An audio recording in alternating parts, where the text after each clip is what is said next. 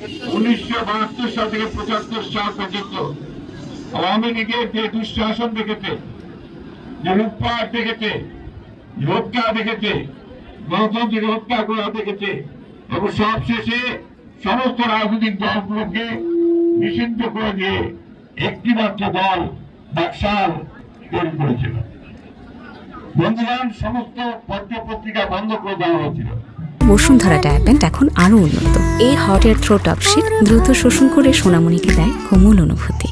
কোনো বাক স্বাধীনতা ছিল না, কেউ কথা বলতে পারত না, এবং সমস্ত মানুষের যে ন্যূনতম যে মানবিক অধিকার, সেই মানবিক অধিকারগুলো শেখ মুজিবুর রহমান কেড়ে নিয়েছিল।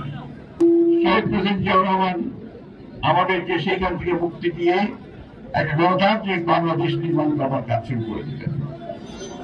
আগে ছিল মাত্র একটা দল বাকশাল, আর উনি করলেন অনেক দল, বড় দল। একদিকে যেমন তিনি এই রাজনৈতিক কাঠামো পরিবর্তন করলেন, মানুষের অধিকার ফিরিয়ে দিলেন, অন্যদিকে তিনি অর্থনীতিতে একটা বৈপ্লবিক পরিবর্তন আনলেন, কৃষিতে আনলেন একটা বিপ্লবের সূচনা।